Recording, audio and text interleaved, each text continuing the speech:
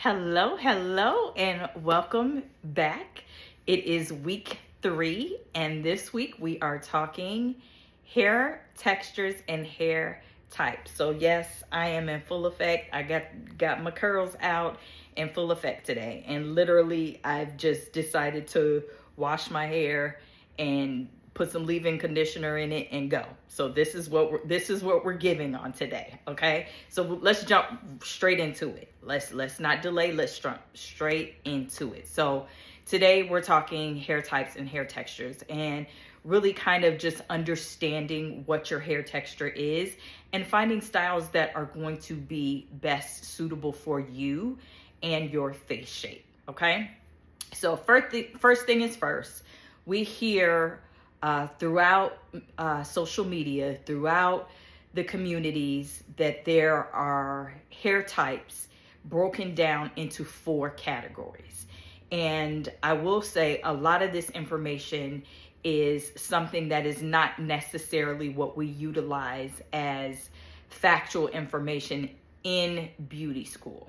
This is more so that the consumer can understand what hair type and hair texture really is about, and what products can best be paired with those hair types and hair textures, okay? So let me start off by saying that first, okay? So what you're going to hear me say as far as like numbers and letters is going to be something that is popularized so that it is understandable for consumers. This isn't necessarily what licensed professionals like myself use. Some of them use it, some of them don't, because they might be more of an old school stylist and they were brought up a different way. So there's a lot of different lingo that can be used. Of course, I have my laptop in front of me for my notes, so I'm going to be reading down at it because I want to really make sure that I dive into this in a manner that makes sense, okay? So as it relates to hair textures, when you hear hair types, you hear 1A to 4C, okay? So when we hear that, I want to break down what that actually means. So when we say type 1, that means straight hair. When we say type 2, that means wavy hair. When we say type 3, that means curly, and type 4 means either coily or some refer to as kinky, okay? Again, this is an education as far as language for the consumer. This is not necessarily 100% what is being taught in beauty schools or what has been taught or what some are being taught currently today. There's a lot of different curl formulations, and we'll get into that. So that's the basis, all right? That's the complete basis. So we're thinking about straight hair. I want to give you an example. Bone straight hair. When you hear the term bone straight, yeah, so straight hair, 1A, 1B, and 1C. So 1A is very straight, very fine hair. And this is just one of my mannequin heads. I have so many mannequin heads. And I have them in a lot of different textures. But 1A is very fine, very soft. A lot of times it's more difficult to curl. 1A is more difficult to curl. Then there's 1B, and that means that it's still straight, but it can have some volume added to it. And then we have 1C is when a little bit of bend is starting to happen. Another way that I like to refer to my type 1 hair is something like this. And I'm going to show you a lot of different wefts in this process just so you can have a visual. But type 1 hair is just completely straight, completely straight, okay? And this is a clip-in that I actually have colored and have processed a few different times. So at this point, it's also a little brittle. So this is just the description for 1A, okay? So now 1A through 1C. Then we have wavy, which is type 2. Type 2 wavy, 2A is that loose, soft wave.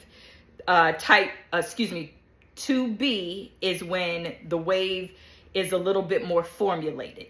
And then 2C is a very thick wave, okay? So I'm going to show you this weft, another example here, and this one is a long one.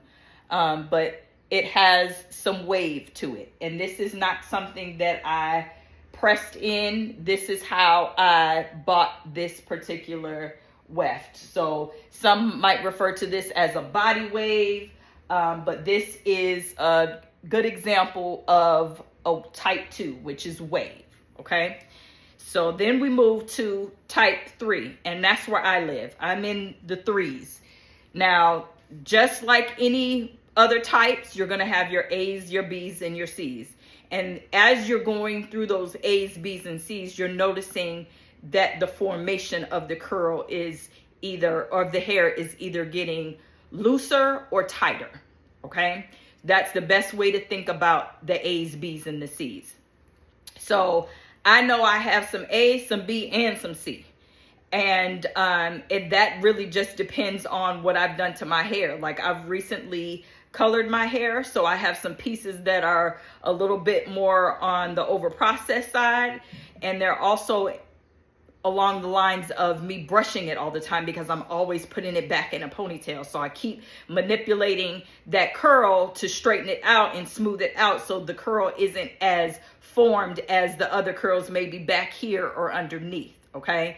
And that doesn't mean that I don't still have that spring back. I do have spring back, but up here my curls are a lot looser than up underneath here or even in the back because of how much I brush my hair back. But if I put some products in it, it'll give me what I need it to give, okay? Here is an example of another weft that is more on the curly side. So you'll notice that with a curlier, that type 3, you'll notice that it has more of a roundness to it. It has more of a spring to it, okay? And again, A through C with those, okay? Looking down at my notes. And then for our 4A, 4B, 4C, 4C is considered to be like the tightest coil. Some might refer to it as a Z-shaped curl. And then 4A sometimes is referred to as an S, but it really just depends. You could have some individuals that have 3C and 4A and 4B in their hair. So, and I know my sons, they have like a combination of 4s. My daughter actually does too, but this is an example of a clip-in that is in the 4s, okay? So this is more of that S pattern to it. And I could comb this out, and then you could see in this space here that it starts getting a little bit more on that zigzag Z side, okay? As it gets fuller and fuller.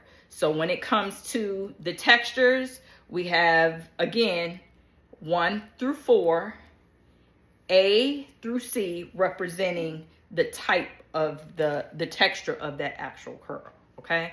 Does that make sense? I hope so. So I have like hair and mannequins sitting out all over the place because I'm in the process of getting ready to go out of town for a project. So whenever I am in that process, I normally start pulling out all of my different wefts of hair because I like to be able to give people visual examples of different hair types and how you can manipulate them. Now, for my individuals that love to play, if you do have straight hair and you want to get it to a more curly texture, that can absolutely be done with different styling methods, hot tools, a lot of teasing, things of that nature. That can totally happen. And same thing with if you are somebody that has 4A, 4B, 4C hair or 3C hair and you want your hair straight. You can manipulate your hair with heat to get it straight. And then when you wash it, it'll revert. I know for me, I like to keep my hair curly in the summertime. It's too hot to be going around with a silk press when I know it doesn't take much for it to get frizzy, right? So for me, that's like my biggest thing is I make sure that in the summertime, I am using products that make sense, that are going to nourish my curls. That way I could just wear my hair out or pull back into a ponytail.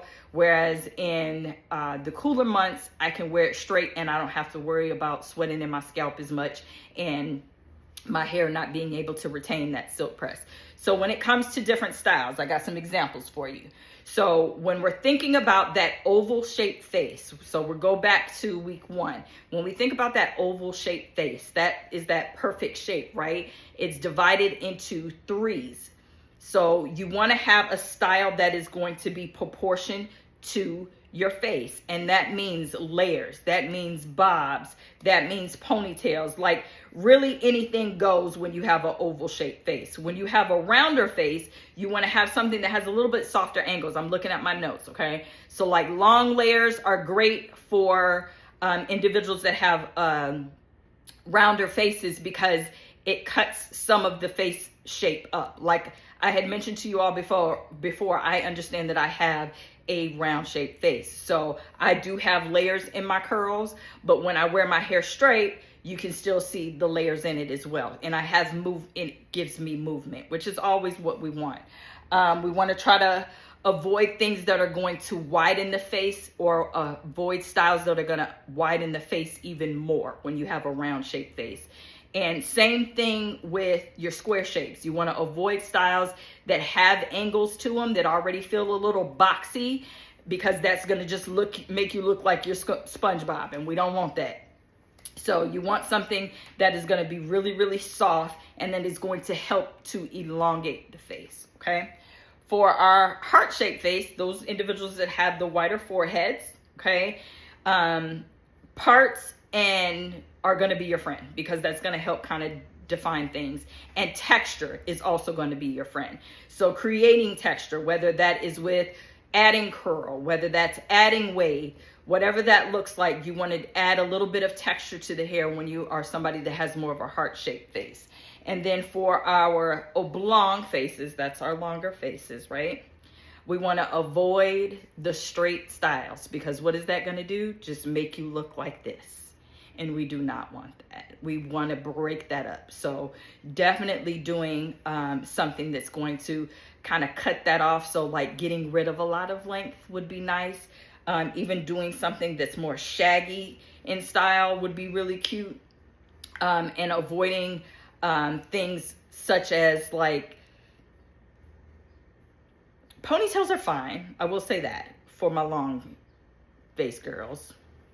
But I would stay away from styles that don't have a lot of layers. You could even try a bang. An oblong face would be really cute with a bang, because that will cut off some of that length that we're seeing. And then our diamonds. We can't forget about our diamonds, right? So you don't want anything that's going to like kind of stop right here, because then that's going to accentuate that wideness in that area. Now, when we're talking about color, I want to talk about color really, really quickly as it relates to face shapes. Really, really quick. Hold on, bringing up my notes. And the reason I want to bring up color, because we're going to jump into this for next week. But when you're thinking about color, think about skin tone, and we'll jump into that in more detail next week. But I'll use as an example a more mature woman. So if you're someone that's a more mature woman who's over 45 and you are noticing grays in your hair, it's up to you to decide if you want to accentuate those grays or if you want to cover them up. So like, what does that look like for you? Does that mean sprinkling it in? Does that mean highlighting your hair? Does that mean adding color? Does that mean going darker? You have to kind of decide what that looks like for you. But I always suggest that you do some sort of like a swatch test to see if you like those colors first. I think that's super, super important. And then also taking into consideration the color of your skin. As we kind of go through and talk about different styles that are going to be complementary for you, I want you to think about some of the things that you like to do with your hair. Like I mentioned myself, I love to pull my hair back in a ponytail. Now, that is not something that people probably would be like, oh my gosh, you have a really big forehead. Why would you always want to showcase your forehead? For me, I'm not ashamed of my forehead, so I don't mind my hair being pulled back. But when I pull back my hair, sometimes I'll put a middle part in it. Sometimes I'll put a side part in it. You know, I'll make it work for me. I love to wear headbands. And because I love to wear headbands, that oftentimes leaves more surface area. So I wear headbands when I'm working. I don't normally style my hair with wearing headbands. I'll style it to a point where I'm putting product in it just so my edges will lay down, but then I'll take my headband off when I'm actually wearing my curls out. I will also kind of flip my curls to one side or the other to kind of give me some fullness on one side, to also make sure that you can see the layers in my hair. And you can go on either side. It's up to you. But when I'm wearing my hair straight, I go with that part. Or I'll push it back on one side behind my ear. I used to have really, really long hair, and I would either wear it in a ponytail or a bun. But as I got older, I noticed I had to kind of change that up a little bit. You know, I was looking more like a librarian, and we didn't want to do that. So now I embrace my curls. I have a lot shorter hair, so I can play with color. I can play with layers, and all of that works for me. Okay, so your homework this week is to find styles, multiple styles, that you feel like are going to best work for you and your face shape. We know what our face shapes are because we talked about that in week 1. So based on your texture, based on the styles that you love, or maybe some styles that you're even interested in trying, I want you to come up with some styles that you feel like will work for you. Okay? All right, I'll see you next time.